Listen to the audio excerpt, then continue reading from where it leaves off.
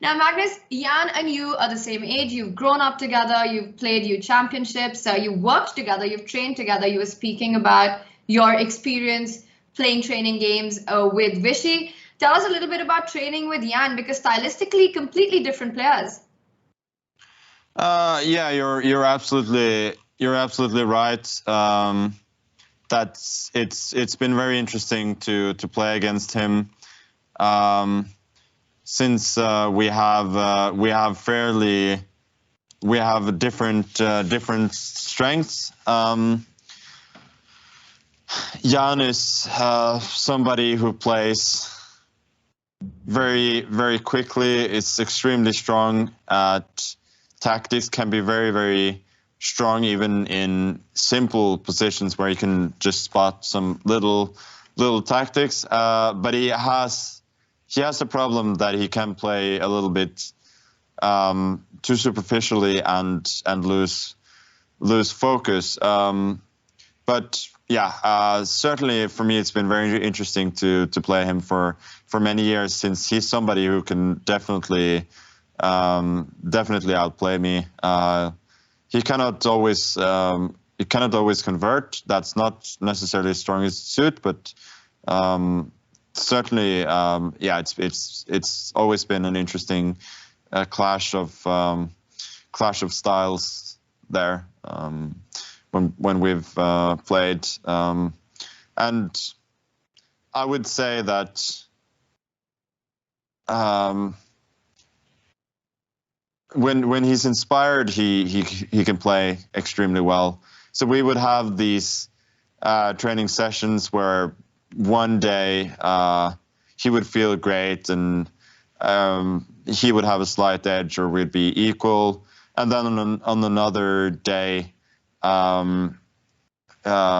he wouldn't be in top shape, and I would win 7-8 games in a row. So he's very much a player who's very influenced, or at least used to be very influenced by his mood on that particular day, and that's kind of what's been setting him back more than pure chess talent.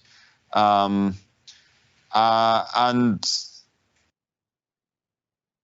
I remember I've known him for many years, and he couldn't sort of quite understand why he wasn't playing in the best tournaments, let's say 6-7 years ago, why he wasn't consistently playing them. And I said that it's because you cannot maintain focus. I mean, you should be one of the best players in the world, but it's all up to you. Like that's what it is. It's his highest level was certainly already then more than good enough to play these tournaments, and I'm very happy for him that he's sort of figured things out.